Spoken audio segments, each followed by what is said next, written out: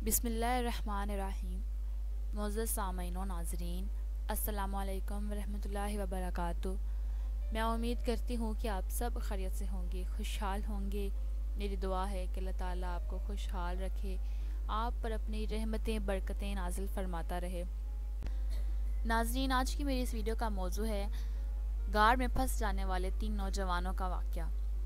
اس سے پہلے کہ میں اس واقعے کو تفصیل سے آپ لوگوں کے ساتھ شیئر کروں، جو ناظرین میرے چینل پر نئے ہیں وہ کائنڈلی چینل کو سبسکرائب کر دیں اور بیل آئیکن کو پریس کر دیں تاکہ اپلوڈ ہونے والی ہر نئی ویڈیو کا نوٹیفیکیشن آپ کو ملتا رہے۔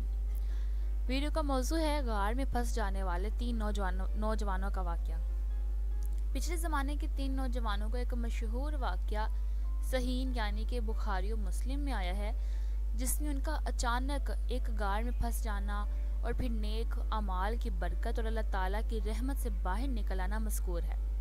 حضرت ابن عمر رضی اللہ تعالیٰ عنہ سے روایت ہے کہ رسول اللہ صلی اللہ علیہ وسلم نے فرمایا، پچھلے زمانے میں 3 آدمی کہیں راستے میں جا رہے تھے کہ اچانک بارش نے انہیں گھیر لیا۔ وہ تینوں پہاڑ کے ایک غار میں چلے گئے۔ جب وہ اندر چلے گئے تو غار کا منہ بند ہو گیا۔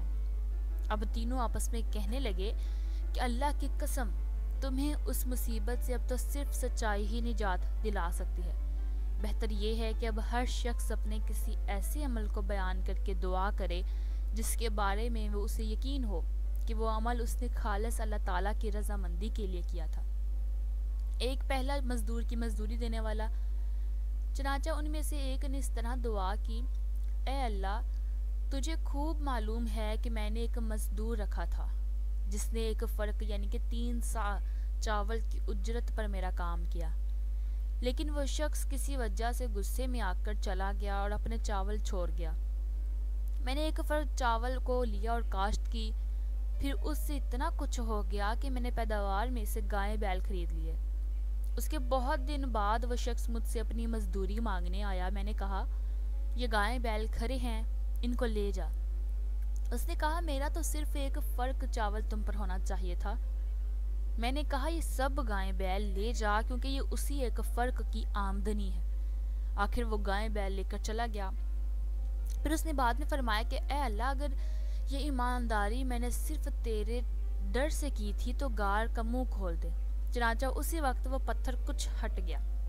دوسرا والدین کی خدمت کرنے والا، دوسرے نے اس طرح دعا کی، اے اللہ، تجھے خوب معلوم ہے کہ میرے ماں باپ جب بوڑھے ہو گئے تو میں ان کی خدمت میں روزانہ رات میں اپنی بکریوں کا دودھ لا کر پلایا کرتا تھا۔ ایک دن اتفاق سے میں دیر سے آیا، وہ سو چکے تھے۔ ادھر میرے بیوی بچے بھوک سے بلبلا رہے تھے، لیکن چونکہ میری عادت تھی کہ جب تک والدین کو دودھ نہ پلاؤں بیوی بچوں کو نہیں دیتا تھا۔ مجھے انہیں بیدار کرنا پسند نہ تھا اور نہ چھوڑنا، کیونکہ یہی ان کی غذا تھی۔ میں ان کا وہیں انتظار کرتا رہا یہاں تک کہ صبح ہو گئی۔ اگر میں نے یہ کام تیرے خوف کی وجہ سے کیا تھا تو ہماری مشکل دور کر دے۔ اس وقت وہ پتھر کچھ اور ہٹ گیا اور اب آسمان نظر آنے لگا۔ تیسرا زنا سے رک جانے والا، تیسرے نے اس طرح دعا کی کہ اے اللہ، تو جانتا ہے کہ میری ایک چچا زاد بہن تھی جو مجھے سب سے زیادہ محبوب تھی۔ میں نے ایک بار اس سے زنا کرنی چاہی، اس نے انکار کیا، مگر وہ کسی مجبوری میں اس شرط پر تیار ہو گئی کہ میں اسے 100 اشرفی لا کر دوں۔ میں نے یہ رقم حاصل کرنے کے لیے کوشش کی اور آخر کار مجھے رقم مل بھی گئی، تو میں اس کے پاس آیا اور وہ رقم اس کے حوالے کر دی۔ اس نے مجھے اپنے نفس پر قدرت دی۔ جب میں اس کے دونوں پاؤں کے درمیان بیٹھ گیا تو اس نے کہا، اللہ سے ڈر اور مہر کو بغیر حق کے نہ توڑ۔ یہ سن کر میں کھڑا ہو گیا اور 100 اشرفیاں بھی واپس نہیں لی۔ اگر میں نے یہ عمل تیرے خوف کی وجہ سے کیا تھا تو ہماری مشکل آسان کر دے۔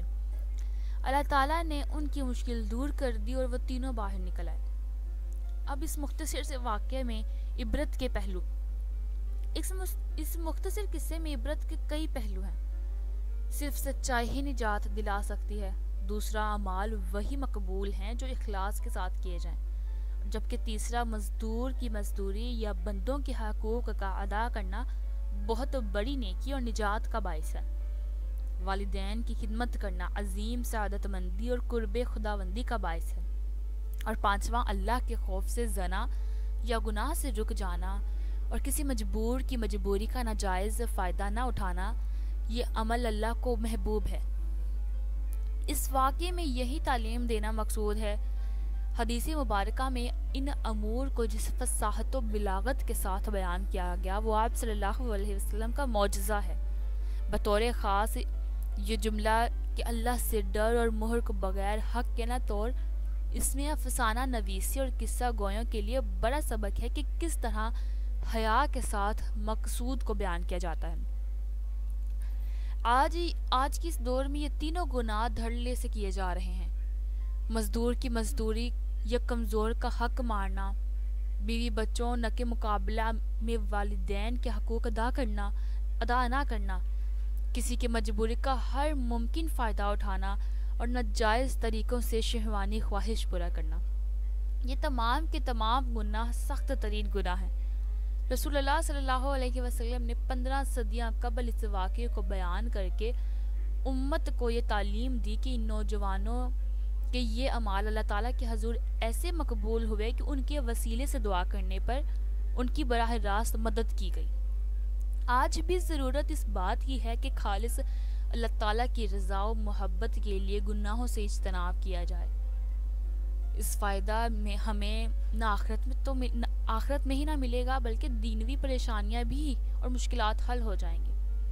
ہاں، لیکن اس پورے واقعے میں ایک چیز جو دکھائی گئی وہ اخلاص ہے، یعنی خالص اللہ کی رضا کے لیے، اس میں کوئی ریاکاری یا دکھلاوا نہ ہو۔ اگر کوئی بھی عمل اللہ تعالیٰ کی بالکل خالص رضا سے کیا جائے گا تو اللہ آپ کی مشکلات کو ضرور آسان کرتا ہے۔ اس واقعے میں ہر نوجوان کی دعا کے آخر میں یہ جملہ تھا: فَإِنِ كُنْتَ تَعْلَمُ أَنِّي فَعَلْتُ ذِلْكَ مِنْ خَشْيَتِكَ، کہ اگر میں نے یہ عمل تیرے خوف کی وجہ سے کیا تھا۔ یہ جملہ ہمیں یہ سبق دیتا ہے کہ ہم زندگی میں جو کچھ کریں ہمارے پیش نظر صرف اور صرف اللہ تعالیٰ کی ذات ہونی چاہیے۔ آدمی مخلوق کو تو دھوکہ دے سکتا ہے لیکن خالق کے ساتھ اس کی چال بازیاں نہیں چل سکتی۔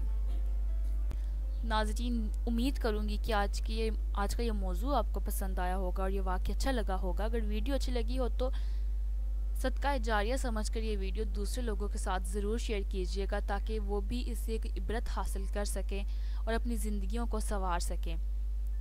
اگر ویڈیو اچھی لگی ہے تو لائک، شیئر اور کمنٹ ضرور کیجیے گا اور کائنڈلی چینل کو سبسکرائب کر دیں اور بیل آئیکن کو پریس کر دیں تاکہ اپلوڈ ہونے والی ہر نئی ویڈیو کا نوٹیفیکیشن آپ کو ملتا رہے۔ اپنی دعاؤں میں یاد رکھیں۔ اللہ حافظ۔